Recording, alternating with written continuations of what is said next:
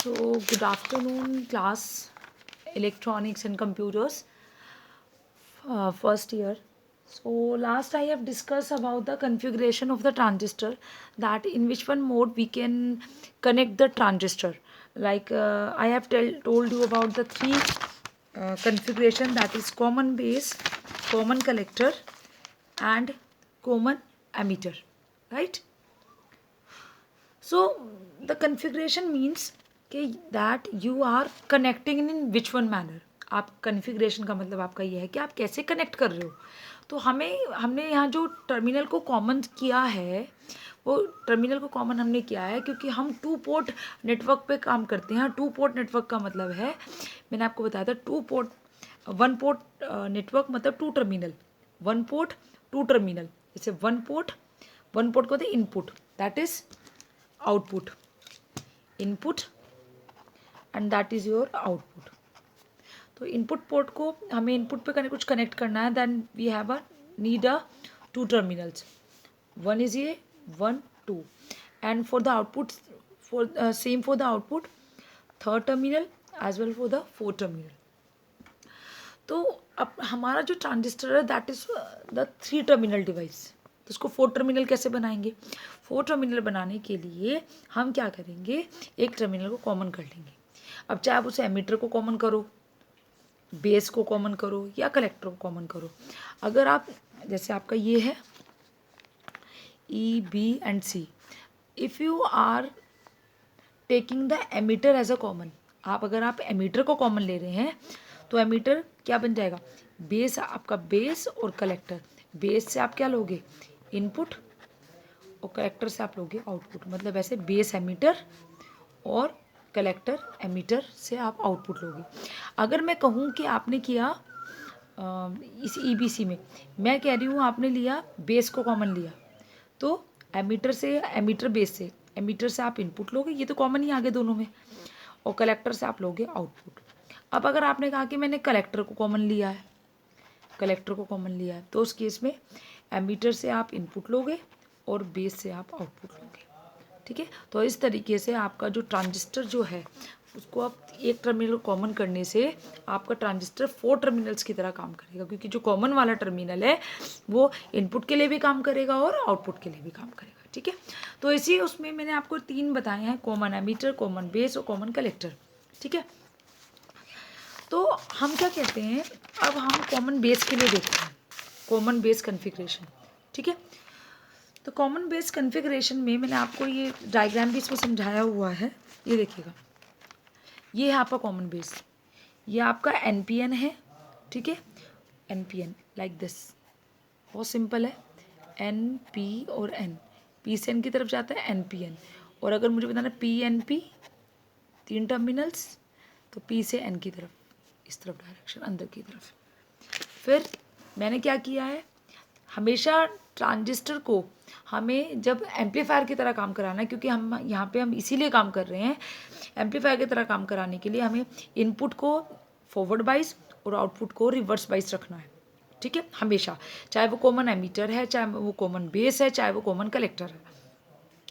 तो जैसे आपका ये वाला आएगा, तो हम इसके अंदर क्या कह रहे हैं, देखिए, फॉरवर्ड बाइस किया, फॉरवर्ड बाइस एंड दैट इज रिवर्स बाइस. इसी तरह अगर आप PNP ले रहे हो तो उसमें भी सेम करना है, इसको इनपुट को फॉरवर्ड बाइस और आउटपुट को आपको रिवर्स बाइस रखना है. ठीक है. अब जब हम कॉमन बेस में हम पढ़ क्या रहे हैं, हम कॉमन बेस वर्किंग तो हमें पता है कि यहाँ से हम कैसे अप्लाई करेंगे. यहाँ से जो आपके इलेक्ट्रॉन यहाँ से निकलेंगे, वो N टाइप के इलेक्ट्रॉन्स को आगे पुल करेंगे, बेस में जाके मिल जाएंगे 2% इलेक्ट्रॉन, फिर बाकी जो 98% इलेक्ट्रॉन है वो कलेक्टर पे चले जाएंगे. ठीक है. अब हमें बेसिकली क्या देखना है कि वो कहानी सबके लिए सेम है. अब हमें देखना है कि कॉमन बेस, कॉमन एमीटर और कॉमन कलेक्टर, ये जो तीन कन्फिग्रेशन लिए हैं, इसमें हमारा एम्प्लीफिकेशन किस में अच्छा है. तो यहाँ पे जो एम्प्लीफिकेशन है हमारा, उस एम्प्लीफिकेशन को हम नाम दे रहे हैं करंट एम्प्लीफिकेशन फैक्टर. क्या नाम दे रहे हैं, करंट एम्प्लीफिकेशन फैक्टर. तो जैसे मैं यहाँ पे बात करूँ बच्चों, आप देखिएगा ज़रा, करंट एम्प्लीफिकेशन फैक्टर में, तो आप यहाँ पे ये कहेंगे इसके अंदर, लाइक जैसे ये है कॉमन बेस ऐसे याद रखिए, सी बी सी सी और बीच वाला आप सी ई, इस तरीके से लेंगे, ठीक है, याद करने में इजी रहेगा। Common base, common ammeter, common collector. तो कॉमन बेस, इसके लिए हम लेंगे amplification factor alpha, common ammeter के लिए बीटा, और ये गामा। ये क्या है तीनों आपके, आपको तीनों को इन तीनों का आप बोलोगे एम्पलीफिकेशन, यानी एम्पलीफायर के फैक्टर, कितना अच्छा एम्पलीफाई कर पाते हैं सिग्नल को, ठीक है, एम्पलीफिकेशन फैक्टर। तो कॉमन बेस के लिए से आप चेंज नहीं कर सकते। कॉमन बेस के लिए अल्फा, डीसी पे काम करता है तो डीसी लिखेंगे, क्योंकि हमारा ट्रांजिस्टर जो है वो डीसी पे काम कर रहा है। तो common base alpha, common ammeter के लिए बीटा, कॉमन कलेक्टर के लिए गामा। अब ये एम्पलीफिकेशन फैक्टर होता क्या है? एम्पलीफिकेशन फैक्टर आपका होता है एक तरह से एफिशिएंसी। जैसे एम्पलीफिकेशन फैक्टर सिंपल है, output current to the input current, output current to the input current. समझ आई मेरी बात? Output current, ratio of the output current to the input current. तो पहले हम कॉमन बेस के लिए निकालेंगे, फिर हम कॉमन एमीटर के लिए, फिर हम कॉमन कलेक्टर के लिए। आपको इक्वेशन निकालनी है, ठीक है। अब देखिएगा, जो हमारा कॉमन बेस कन्फिग्रेशन है वो आपको कुछ ऐसे दिखाई दे रहा है, ठीक है। कॉमन बेस एनपीएन के लिए बता रही हूँ मैं। ये आपका वीई है, ये आपका वीसीसी है, इनपुट, ये इनपुट है, एंड दैट इज आउटपुट, ठीक है। अब इसमें बेसिकली हमारा क्या हो रहा है, जो हमें इसके अंदर समझना है, ये आपकी बेस करंट होगी IB, and that is your IC, ठीक है। अब हम क्या करेंगे, आपकी जो मैंने यहाँ पे लिखा है कि जो आपकी कॉमन बेस कॉन्फ़िगरेशन है, कॉमन बेस कॉन्फ़िगरेशन जो है, टोटल करंट क्या होगी, मतलब हमें क्या देखना, पहले इनपुट करंट तो हमें पता है कि आई है, ठीक है। इनपुट करंट तो हमें आई पता है, जैसे मैंने आपको बताया था, एमीटर, बेस और कलेक्टर। यहाँ से आई, ये आई बी और आई सी, यहाँ से जितने इलेक्ट्रॉन जाके बेस और कलेक्टर में जाके मिलेंगे उतनी टोटल करंट होगी। तो मैंने आपको समझाया था यहाँ पे कि I E is equal to your I V plus I C, यही बताया था। और हमें पता है जो बेस करंट है वो बिल्कुल क्या रहेगी, नेग्लेक्ट रहेगी, क्योंकि वहाँ पर 2% ऑफ इलेक्ट्रॉन ही हमारे बेस में जाके क्या होते हैं, रिकम्बाइन होते हैं। तो उसमें जो करंट होती है तो वो बहुत ना के बराबर है। तो हमारी एमीटर करंट आई ई अब किसके बराबर हो जाएगी, आई सी के, ठीक है। अब हम जैसे यहाँ पे देखते हैं, यानी अब हमें क्या देखनी है, हमें आउटपुट और इनपुट करंट निकालनी है। तो इनपुट करंट तो मुझे पता है, एमीटर करंट है आई ई, और आउटपुट करंट क्या है, आई सी। और आई सी की जो वैल्यू है वो किस पे डिपेंड कर रही है कि एमीटर से कितने इलेक्ट्रॉन आपके बेस को क्रॉस करते हुए किस पे आ रहे हैं, आपके एमीटर बेस को क्रॉस करते हुए कितने इलेक्ट्रॉन्स आपके बेस कलेक्टर पर आ रहे हैं, ठीक है। तो इसी के बारे में हमें बात करनी है। यहाँ देखिएगा, the common base configuration, the collector current, या आप कह सकते हैं output current, the collector current I C is equal to, दो वजह से होगी, एक तो I C injected current plus I C B O collector base current. ये जो हमेशा जो भी कलेक्टर करंट होगी, चाहे वो कॉमन बेस हो, चाहे वो कॉमन एमीटर हो, चाहे वो आपका कॉमन कलेक्टर हो, हमेशा आपकी जो कलेक्टर करंट है, जो आउटपुट करंट है, वो एक तो इंजेक्टेड, कि कितने इलेक्ट्रॉन या होल्स, पीएनपी में होल्स और एनपीएन में आपके electrons, how much electrons are crossing the base collector junction, मतलब कितने इलेक्ट्रॉन आपके किससे, बेस से, एमीटर से निकलने के बाद बेस से कलेक्टर में, कलेक्टर साइड में कितने इलेक्ट्रॉन्स आपके पहुंचेंगे, एक चीज़। दूसरा, इस एक तो एमीटर की वजह से, और एक बैटरी यहाँ पे ये भी कनेक्टेड है, ये तो क्या है, फॉरवर्ड बाइस, ये तो क्या है आपकी, ये है आपकी फॉरवर्ड बाइस करंट, फॉरवर्ड बाइस, और ये है आपकी रिवर्स बाइस। तो फॉरवर्ड बाइस से तो इलेक्ट्रॉन आगे की तरफ जा रहे हैं, लेकिन रिवर्स बाइस में आपको पता है कि रिवर्स बाइस में जो मैंने आपको जब डायोड बढ़ाया था तो फॉरवर्ड बाइस और रिवर्स बाइस समझाया था, तो याद कीजिएगा, फॉरवर्ड बाइस में तो डिप्लेशन लेयर कम हो जाती है, यहाँ पे डिप्लेशन लेयर आपकी पतली हो जाएगी, लेकिन जो रिवर्स बाइस है इस साइड पे, वहाँ पे जो आपके इलेक्ट्रॉन्स हैं फॉरवर्ड बाइस में, जो आपकी डिप्लेशन लेयर है वो आपकी क्या हो जाएगी, बहुत ज़्यादा चौड़ी हो जाएगी। फिर मैंने आपको वहाँ पे ब्रेकडाउन बताया था, एवेलोंचे और जीनर ब्रेकडाउन।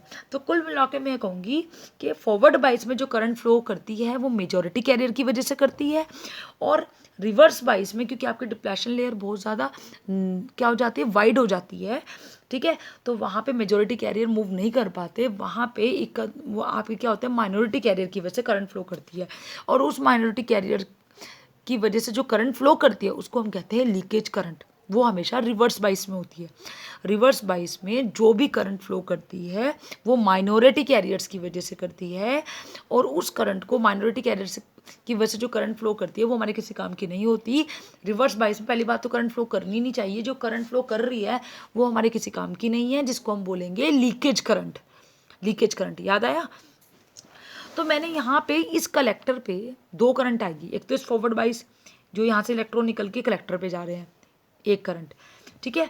और एक करंट आपकी कौन सी होगी, मतलब जो इंजेक्ट होंगे, इंजेक्शन होता है ना, लगता है अंदर की तरफ, तो ऐसे ही है कि इलेक्ट्रॉन कहाँ पे जाएंगे, यहाँ से इस जंक्शन पे जा रहे हैं कलेक्टर वाले पे, तो इंजेक्ट का मतलब इंजेक्ट हो रहे हैं, अंदर जा रहे हैं, तो इसको हमने नाम दिया इंजेक्टेड इलेक्ट्रॉन, और उसकी वजह से जो करंट फ्लो होगी उसको कहेंगे इंजेक्टेड करंट। और एक जो आपकी इस रिवर्स बाइस की वजह से, खुद के रिवर्स कलेक्टर पे जो रिवर्स बाइस आपने लगाई है, रिवर्स बाइस अप्लाई की है वोल्टेज, एक उसकी वजह से ये रिवर्स बाइस वोल्टेज है, तो है लीकेज करंट। तो कलेक्टर करंट जो होगी IC बराबर होगी किसके, एक तो यहाँ से जो इलेक्ट्रॉन इंजेक्ट हो रहे हैं कलेक्टर में, तो उसको मैंने नाम दिया IC इंजेक्टेड प्लस ICBO, उसके रिवर्स बाइस खुद की वजह से, क्योंकि वहाँ इस रिवर्स बाइस की वजह से वहाँ माइनॉरिटी कैरियर्स क्या होंगे, मूव करेंगे, और उन माइनॉरिटी कैरियर के इस रिवर्स बाइस पे मूव करने की वजह से वहाँ पे करंट फ्लो होगी, और वो करंट क्या होगी, माइनॉरिटी कैरियर की वजह से, और उसको हम कहेंगे लीकेज करंट। ठीक है। तो हर बार आपकी जो आउटपुट करंट होगी वो इंजेक्टेड करंट प्लस आपकी लीकेज करंट। तो देखिए मैंने यहाँ पे लिखा है IC injected is equals to IC injected collector current, injected collector C collector I current. This current is due to number of electron यानी majority carriers crossing the collector base junction, ऐसे है ना, दैट इज ई बेस आपने common किया है बीच में collector, तो एक जंक्शन तो ये आ गई एमीटर बेस, और एक जंक्शन क्या आ गई कलेक्टर बेस। तो आपके जो इलेक्ट्रॉन है वो जब जितने इलेक्ट्रॉन इस जंक्शन को क्रॉस करके कलेक्टर के पास जाएंगे, इसको यहाँ से इलेक्ट्रॉन से एमीटर से निकल के, तो ये क्या होगी, मतलब इनपुट से जो आउटपुट पे आएंगे, इसको हमने कहा है इंजेक्टेड। ठीक है। तो ये हो गया आपकी injected collector current. This is current is due to the number of electrons crossing the collector base junction. Getting my point. उसके बाद है दूसरी आपकी ICBO। ICBO देखिएगा, मैंने अभी आपको बताया ये किसकी वजह से होती है, माइनॉरिटी कैरियर्स की वजह से। तो this is reverse saturation current. क्या है ये, आप किसकी वजह से होती है, रिवर्स सैचुरेशन करंट होती है। मैंने बताया आपको, पहले ही बता रखा है इसके बारे में जब डायोड समझाया था, तो you can go on to my channel and just find out the video relating to the diodes. So if you are not clear about the reverse saturation current, then you will get it from there. तो ICBO क्या है, this is reverse saturation current, मतलब reverse bias की वजह से जो current है इसको रिवर्स सैचुरेशन करंट हम कह रहे हैं। जो this current is due to the minority carriers, जो किसकी वजह से होती है, माइनॉरिटी कैरियर्स की वजह से होती है, between collector and base, between collector और बेस के बीच में जो रिवर्स बाइस वोल्टेज लगी इसकी वजह से जो करंट है। ठीक है। और ये कब होगा, जब आपका एमीटर क्या है, इस O का जो मतलब आपको यहाँ दिखाई दे रहा है, इसका मतलब है ओपन। क्या ओपन होगा, जब आपका इनपुट एंड होगा ओपन होगा, मतलब जब ये पिक्चर में नहीं होगा। तो आप इसको यहाँ से समझ सकते हैं, अगर आप कहो कि मैं यहाँ से ये हट गया आपका ऐसे, तो सिर्फ आपको ऐसे ही दिखाई देगा टर्मिनल, तो ये एमीटर आपका ओपन हो गया, यानी क्लोज लूप नहीं है, यानी यहाँ पे कोई करंट फ्लो नहीं करेगी। तो उस टाइम पे आपकी लीकेज करंट है सिर्फ क्या होगी, पिक्चर में आएगी। तो टोटल करंट क्या हो गई, जब ये बंद है इसकी वजह से फॉरवर्ड बाइस की वजह से, और जब ये एमीटर ओपन है तो उस समय पे रिवर्स बाइस की वजह से। तो एक इसकी वजह से करंट और एक इसकी वजह से करंट, तो ये करंट क्या हो जाएगी, IC इंजेक्टेड प्लस ICBO, ये आपकी हो जाएगी टोटल करंट। तो यही है देखिए, तो मैंने यहाँ पे लिखा है this current is due to the minority carriers between collector and base when emitter is open, and as well collector base junction is reverse bias junction. अभी बताया क्या रिवर्स बाइस जंक्शन है। बिकॉज ऑफ दिस, इसकी वजह से जो आपका ICBO आपकी रिवर्स बाइस करंट जो है इस, बट ये वाली जो करंट होती है ये इस वाली करंट के कंपैरेटिव, क्योंकि आपको पता है लीकेज करंट हमेशा आपकी फॉरवर्ड बाइस की कंपैरेटिव क्या होती है, बहुत कम होती है। तो अब हम क्या करेंगे, उसको नेग्लेक्ट कर सकते हैं, ठीक है। तो because of this ICBO is negligible, क्योंकि वो माइनॉरिटी कैरियर पिक्चर्स में बहुत कम, ना के बराबर होते हैं, ठीक है। तो बिकॉज ऑफ दिस तभी तो उनका नाम माइनॉरिटी कैरियर्स है। माइनॉरिटी कैरियर्स का मतलब है संख्या में कम, और मेजोरिटी कैरियर का मतलब जो संख्या में ज़्यादा है। तो इंजेक्टेड करंट जो है वो ICBO के कंपैरेटिव बहुत ज़्यादा होती है, तो हम इसको नेग्लेक्ट कर देते हैं, ठीक है। तो IC is equal to IC injected, मतलब ये करंट टोटल किसकी वजह से रहेगी, मेजोरिटी कैरियर की वजह से जो करंट है वही हम क्या करेंगे, कलेक्टर करंट को कंसीडर करेंगे। माइनॉरिटी कैरियर वाले को हम नेग्लिजिबल कर देंगे क्योंकि ये संख्या में बहुत कम है, तो लेस इलेक्ट्रॉन्स या लेस होल्स और लेस करंट, तो इसको नेग्लिजिबल मान लिया इसके कंपैरेटिव। अब ये तो आपका नॉर्मल ऑपरेशन होगा जो मैंने आपको अभी समझाया। यहाँ जो करंट अगर ये ओपन है तो यहाँ पे क्या हो जाएगी, एक लीकेज करंट आपकी फ्लो करेगी, ठीक है। तो ICBO को यहाँ पे दिखाया भी गया है। ICB का मतलब कलेक्टर टू बेस करंट, और O का मतलब है जब आपका इनपुट एंड, मतलब यहाँ पे एमीटर है तो एमीटर ओपन है, जब कोई और होगा तो जो भी होगा वो नेक्स्ट मैं आपको बताऊंगी। यहाँ पे एमीटर अगर ओपन हो जाए तो ICBO flows due to the minority carriers, ठीक है। और ये माइनॉरिटी कैरियर्स का पिक्चर में आता है थर्मली जनरेशन की वजह से, जब वहाँ पे टेम्परेचर बहुत ज़्यादा बढ़ जाता है। आपको पता है कि जब टेम्परेचर बढ़ता है तो जो माइनॉरिटी कैरियर्स हैं वो क्या जाते हैं, पिक्चर में आ जाते हैं, ठीक है, और उनकी वजह से करंट फ्लो होती है। लेकिन ये करंट कैसे होती है, जैसे जैसे आपका क्या होगा, ये कैसे इंक्रीज होगी, यानी जो ICBO करंट है वो इंक्रीज होगी विद इंक्रीज इन टेम्परेचर, ठीक है। टेम्परेचर बढ़ने पे आपका क्या हो जाएगा, वहाँ पे टेम्परेचर बढ़ जाएगा, और हर 10 डिग्री सेंटीग्रेड टेम्परेचर के बाद में, हर 10 डिग्री सेंटीग्रेड टेम्परेचर पर ये जो करंट है ये क्या हो जाएगी, आपकी डबल हो जाएगी, ठीक है। अब इस ऑपरेशन को समझने के बाद मैं आपको बताती हूँ एम्प्लीफिकेशन फैक्टर, ठीक है।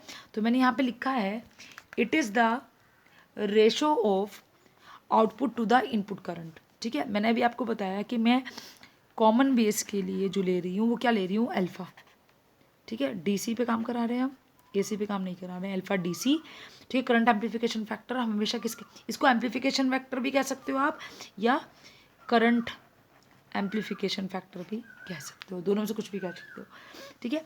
तो कॉमन बेस के लिए जो हम इसको कहते हैं, it is the ratio of output to the input current, alpha DC से इसको डिनोट कर रहे हैं।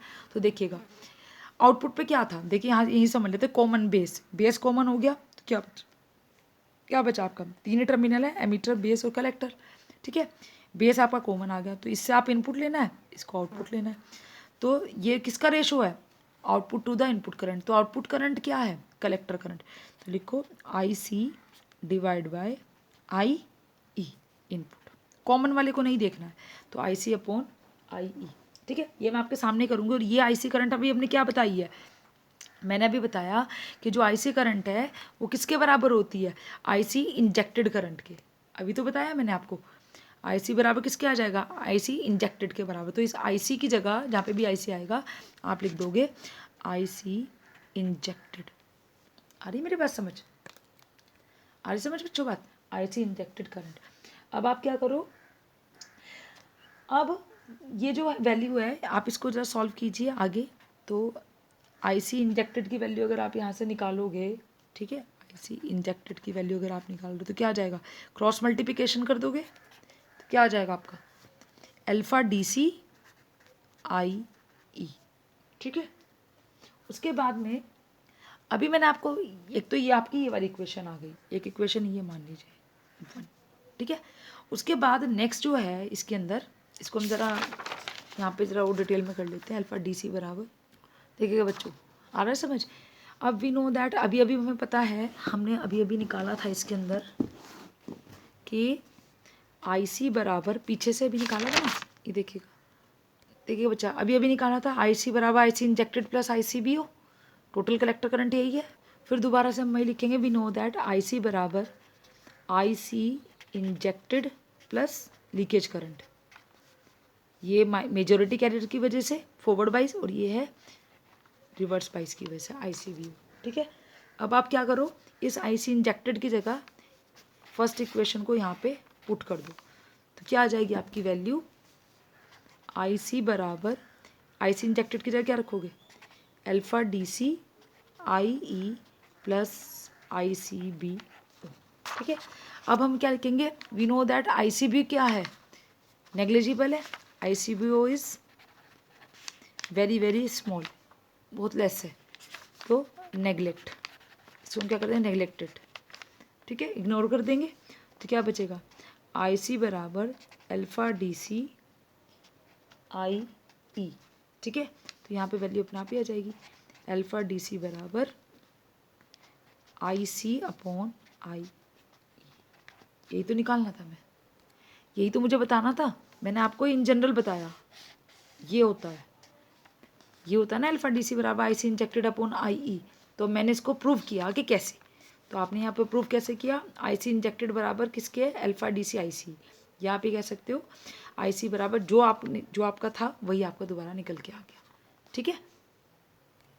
अब देखिए इसमें हमें करंट आपकी दो की वजह से आ रही है, देखिए दो करंट आ रही है, एमीटर की करंट तो हमें पता है कि आई ई है। अब वो ये कह रहा है कि हमने आई सी की भी वैल्यू निकाली, आई ई से निकलते हुए आपके इलेक्ट्रॉन पहले बेस में गए फिर कलेक्टर में गए, तो कलेक्टर में तो हमें पता लग गए कितने गए हैं। अब इसी तरह जैसे हमने आई सी निकाला इसी तरह हम आई बी की वैल्यू निकालेंगे, ठीक है। देखिए बच्चे बहुत सिंपल है, एक्सप्रेशन फॉर आई बी। तो आई बी के लिए जब हमें एक्सप्रेशन निकालना है तो आपको मैंने बताया हुआ है एमीटर करंट आई ई, दो तीन चीज़ें जो आपको बार बार याद रखनी है, आई ई बराबर किसकी है, एमीटर से इलेक्ट्रॉन निकलते हुए किस में गए, बेस में और कलेक्टर में, ऐसे तो निकलते हुए गए यहाँ से, ठीक है। तो किसके बराबर हो गए, एमीटर करंट किसके हो गई, incoming current is equals to outgoing current, incoming कौन सी, आउटगोइंग कौन सी है, एमीटर, और इनकमिंग कौन सी आ गई, बेस और कलेक्टर। तो आई ई बराबर आई B plus I C, ammeter से जो इलेक्ट्रॉन निकल रहे हैं वो बेस और कलेक्टर में जा रहे हैं ना, तो incoming is equals to outgoing आ जाएगी आपकी, ठीक है।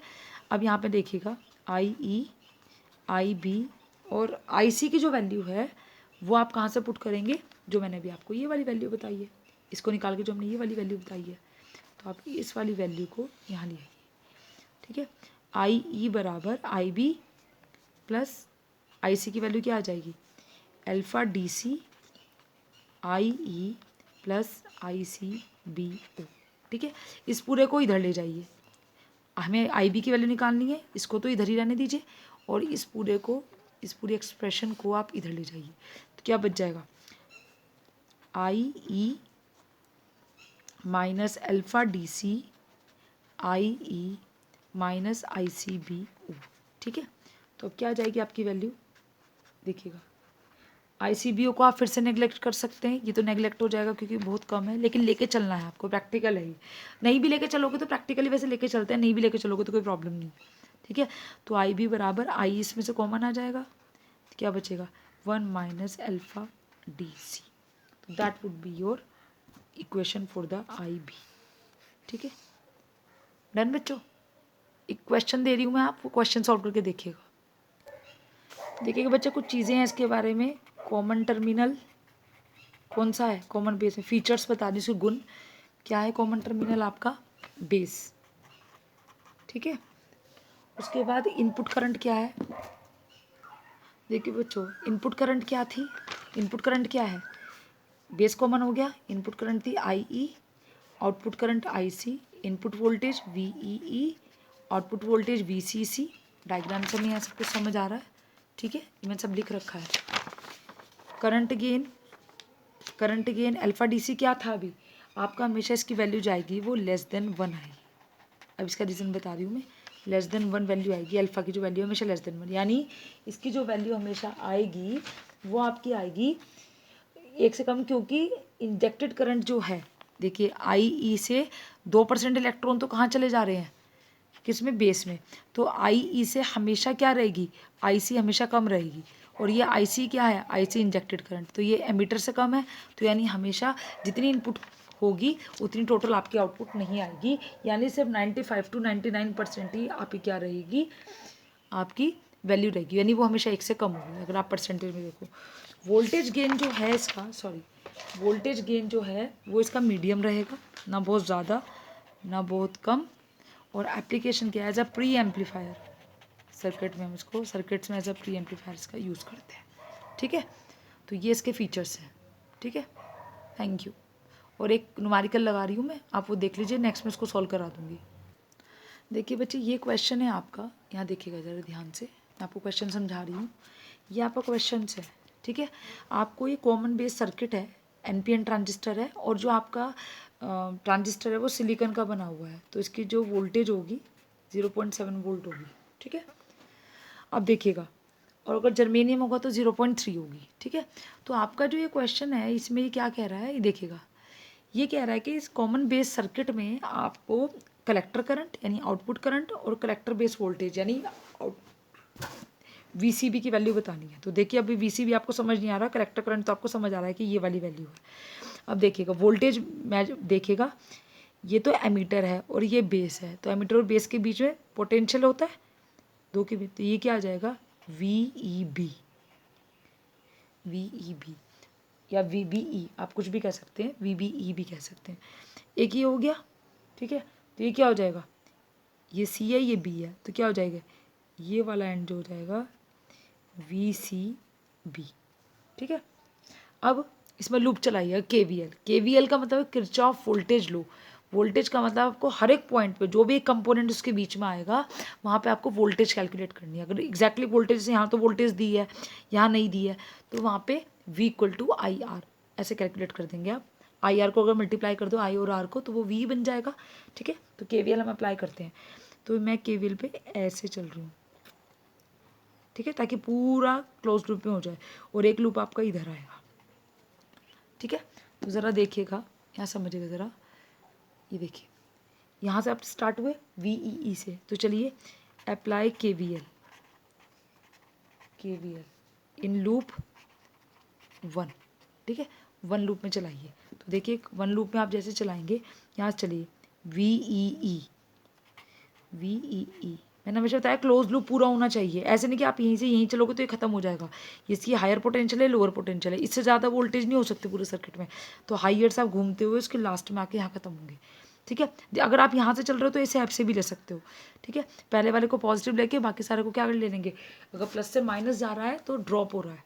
ठीक है, तो VEE, फिर आप इधर से चले, कुछ नहीं आ रहा है, फिर क्या आ रहा है, माइनस VBE या VEB, कुछ भी कह लो, VBE माइनस VBE, फिर यहाँ से आप चले ऐसे घूमते हुए, कंपोनेंट के अक्रॉस देखना है, ये दो वोल्टेजेस आ रही, दो के डिफरेंस।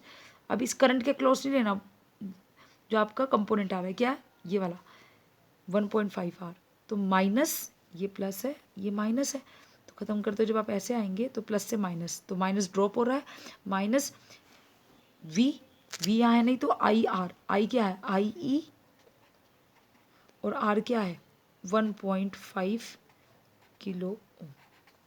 ठीक है, आगे मेरी बात समझ, तो ये IERE आप कुछ भी कह सकते हैं, =0। जब आप इसको सॉल्व करोगे तो यहाँ से I की वैल्यू निकल जाएगी। देखिए VEE तो आपको दिखाई दे रहा है ये 8 वोल्ट है। ठीक है, तो क्या, मैं IE ये वाली वैल्यू, इसको इधर ले जाओ, इधर साथ के साथ इसको सॉल्व कर लेते हैं। ठीक है, इसको इधर ले जाओ, तो क्या आ जाएगा, VEE minus VBE divide by 1.5 kilo ohm. तो किलो ओम, क्योंकि वोल्टेज वोल्ट में है सब, तो किलो को जब आप रिप्लेस करोगे, ये